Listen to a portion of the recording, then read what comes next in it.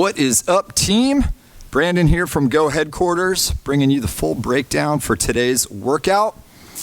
We've got deadlifts, we've got hip thrusts, we have some miscellaneous core work in kind of some gymnastic ways, and we've got a conditioning Metcon, kind of just easy, steady intervals. So let's get you guys warmed up. Hopefully you're feeling good so far.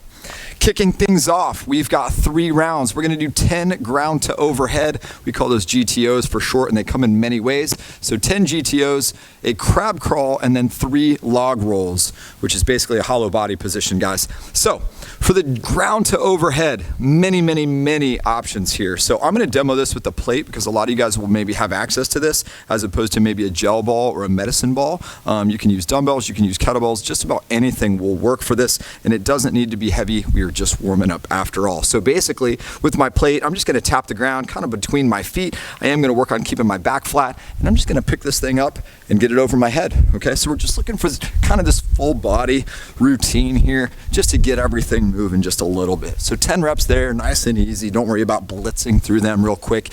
And again, it doesn't need to be heavy. Okay, so if that was like a kettlebell, you might need some goofy grip changes. If it was a med ball, you know, you could drop it from the top, that sort of thing. So for your crab crawl, this is basically an inverted bear crawl. So what we want to do is, I would start by just taking a seat, get your hands behind you, pull your feet in kind of close to your butt, and then we're going to bridge up. And then from here, guys, we just have options for locomotion. So I'm going to go feet first on 1 round. Out of the 3 rounds, that's cool, but out of the 3 rounds, I would like for you to go the other way. So some of you like going this way, where you're kind of blind to where you're heading. Other athletes prefer to go where they can see. Kind of just depends on what is natural to you, your mobility, things like that. So what I would say is do 2 rounds one direction, but give me at least 1 round the opposing direction. I figure if you can kind of do it one way, you should be able to do it the other way, right? So we might as well not stay totally in our comfort zone. And in the gym here, we're going to be probably covering about 25 feet for that. So see if you can recreate that if you're working out at home. And then we've got 3 log rolls. So if you know what a hollow body position is, or hollow body rocks, that's going to be really beneficial here. I've got my microphone on one side, so I'm going to demo this just one way, or I'm going to crush that thing. So for your hollow body position, guys, what I want you to picture, I guess, would be like the bottom of a rocking chair. It just has that nice kind of, you know, smile shape to it, right? It's nice and smooth, there's no hard edges. So we're trying to recreate that with our body. So our low back is in contact with the ground, kind of legs are off the ground, arms are extended overhead, and I'm in kind of that smile position. Now, what we want to do, this is your hollow body position. Now, can I roll over to my chest and snap to the opposing position, right? So, boom. So I'm still in that smile, but now it's to my backside. So now my back, my glutes, and the back of my shoulders are working. And then I'm going to roll back. So that was 1 rep. Boom, roll back to where you started. Okay, so that was 1 rep. Now what I would normally do is oppose this. I'd want to roll that way as well. I'm not going to do that just because I have my microphone on my hip. So again, boom, roll over, snap to that position, hold for a second, and then see if we can come back and snap to it. So I'm trying to avoid touching my feet or touching my hands to help assist in getting me over or stabilizing or what have you, okay? Definitely take some practice. So for the warm-up, 3 rounds, 10 ground to overhead, a 25-ish foot crab crawl with 1 lap being reversed in direction, and then 3 log rolls. Let's get a barbell out. Let's do some deadlifts. So we need a barbell for 2 moves today. But again, if you've got dumbbells, that will suffice. So first up, guys, we're going to work on our deadlifts. So right now, for quality, 5 rounds. We're going to do 5 deadlifts, working up to the heaviest 5 that we feel like we can safely go today. And we're going to pair that with 5 per leg hip circles from a straddle position. So for the deadlift, my feet are hip width apart. My hands are shoulder width apart. I'm going to bring that bar really close to my shins. Turn sideways so you can see the lumbar curve. Lumbar curve is flat. I've got my hips above my knees, so I'm not too low in my squat, guys. But my hips are below my shoulders, so we don't want them too high either. Right? Hips are kind of between those 2 points. Bar comes in, stays close. I get everything nice and tight. Bring it on up. Now on the way down, I'm going to do my hip hinge. So I'm keeping my knees back, but my back flat. Once the bar clears my knees, boom, that triggers my knee bend. It's like a domino effect. So boom, there's domino 1, it triggers the knee bend. Domino 2, third domino, tap the ground, and we're right back up. Okay, staying tight and flat the whole time. So 5 deadlifts. Then we're gonna pair that. So for every set you do there, guys, you're gonna do a set here. So I'm gonna go into a seated straddle. So I'm basically doing the splits. Now, one key to this is don't max this out. If you max out your straddle ability, like I can go wider, but now I can't do the move I'm asking you to do. So you need to give some of that up in order to perform the actual hip circles. Now, a couple variations of this, but what we're gonna do today is we're just gonna post your hands out in front in the center. We're gonna see how you do there. The knees need to be locked. The toes should be pointed away. So don't curl them like this, and we don't want bent knees. Let's make it real pretty. So now from here, I'm gonna do my right leg, and I'm gonna do clockwise circles from the hip, nice and smooth. My foot's never hitting the ground. Knees locked, toes pointed. So do 5 there, then come this way. Now my left leg should go counterclockwise. And the reason that that's counterclockwise is so that both legs are going external rotation, right? We don't want to do this because then righty's going external and lefty's going internal. So we're trying to do external rotation with each. So anyway, 5 per this leg, 5 per this leg. And as you get better at that, you'll be in more control of your circles.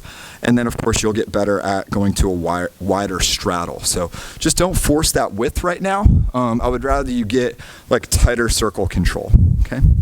So 5 rounds, 5 deadlifts, 5 per leg hip circles. And now keep that barbell out, guys, because we are doing some hip thrusts. So the setup we use here at Go Headquarters, we use 12-inch boxes, and you could be anywhere between 12, kind of an 18 inches. 18 inches is the height of a standard bench, but for shorter athletes, that is really hard to get in and out of position on, and you're just always wrestling the bench. So if you have something a little shorter, that's helpful. We bent some puzzle mats to pad the box because, hey, there's no points for being uncomfortable. And then of course we have like a hip thrust pad for the barbell. So getting comfortable. So next up, 5 rounds. Again, we're gonna do 10 hip thrusts, which is all about the glutes, and then we're gonna do 10 per side bends, which is all about the obliques. So here's my hip thrust ingress procedure. So I'm gonna get super close to the box because that thing is gonna shift on me, but I know that. Then I'm going to roll the bar into position, and I am minding symmetry here. So I've got to look through this pad, and I've got to make sure that this bar is level. If it's crooked, it's going to mess with me the entire set, and I don't want to deal with that headache. And of course the pad is positioned correctly, all that good stuff. So I'm pulling this in nice and tight over my hips. I'm going to drag my feet in and watch what happens. The box is going to shift a little bit on me. See how I just leaned back and the box moved? That's cool. Now the box shouldn't move. So my shoulder blades are maintaining a position on the box. They haven't slid off the corner. Hands stay on the bar. You're going to be tempted to go to the floor here. You shouldn't have to do that. Hands on the bar. And now I'm going to start bridging up. Okay. So from here, keep your chin tucked to your chest. So I am looking across the room that way. I should not lay my head back. And then I'm going to tuck my tailbone under. That's that way. So my chin is tucked, my tailbone is tucked, and at the top, guys, I am squeezing the heck out of my butt cheeks. So super tight squeeze, a little pause at the top to make sure I'm feeling that and that I am as high as I can possibly get. My shoulder blades are remaining on the box. I'm not going crazy so that the box is, sliding all over the place. I'm keeping that still. Get my 10 reps in, set it down, drop the knees. There she goes. So that is a pretty quick tutorial on a barbell hip thrust. Get rid of that guy. So for every set of 10 you do there, and go heavy there, guys. Weight, we want some weight on those glutes. So for every 10 that we do there, we're gonna do 10 per side bends. I'm demoing with a kettlebell, just for variety, whatever you've got. Plate, a barbell, dumbbells, whatever. So if my weight is in my right hand, I'm basically gonna let it pull me down to the right. So that's stretching this out on the left. And now this left side has to contract to pull me back up. Okay, so we're down here in this negative space. To get back to neutral, these muscles have to work hard. So I'm gonna do 10 here, switch. Again, it's in my left hand, so it pulls me left, which means I'm working the right side.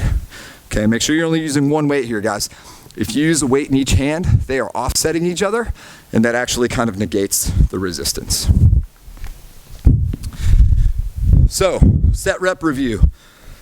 5 rounds, 10 hip thrusts for the butt, and 10 per side bends for the obliques. Clear that stuff out, and we're gonna talk about this Metcon. Next up, this is very easy in format, guys, and I'm not even really gonna demo any of this stuff. It is more just a conversation. You see the info on the screen. 3 minutes. We're gonna go 2 minutes on, so it's a 2-minute effort, followed by a 1-minute rest interval. So I basically need you to pick a task. Rowing, running, biking, whatever you've got. It could be something like burpees. That wasn't on the agenda today per se as far as movement patterns go, but whatever you've got to really get your heart rate and breathing going. But I do want you to stay on that one task. I do not want you to switch between multiple tasks. I want you to feel repeat fatigue and repeat effort on that one movement pattern, whatever that is, okay? So set up a timer for 2 minutes on, 1 minute off, and do 3 rounds of that. So it's actually 6 minutes of work in a 9-minute period, okay? And I would love to see the highest sustainable pace or the highest repeatable pace that you have for this routine. So I don't want you to come out like a superhero on the first round and then just fall off from there. I would love for you to be able to repeat that performance or very close to it, okay? So after that, guys, you will want to catch your breath. That should wipe you out pretty good. And we're going to cash out with Tabata sit-ups. So we just have your plain Jane sit-up going today. So shoulder blades on the ground. When we sit up, our spine breaches 90 degrees. You're allowed to whip the heck out of your arms to get you more help, which will get more repetition in. So Tabata is 8 rounds, 20 seconds on, 10 seconds off. And you're just going for max reps by the end of 8 rounds. So you're accumulating as many as possible. All right. And if you don't have a Tabata timer, there are many apps out there that you can get for your phones. On our YouTube channel, we have a Tabata timer visible there. So that's an easy one. There are a million of them out there in the world on YouTube and everything like that. So don't feel like you need to pay for one. But timers on your phone are super helpful. So hopefully you enjoyed today's workout, guys. Deadlifts, hip thrusts, a little bit of gymnastics, core movements in there with those straddle hip circles and the log rolls. So hopefully you maybe learned something new or tried something new anyway. And so hopefully you guys hit that one hard. Stay safe out there, stay fit, keep punching. We'll see you next time.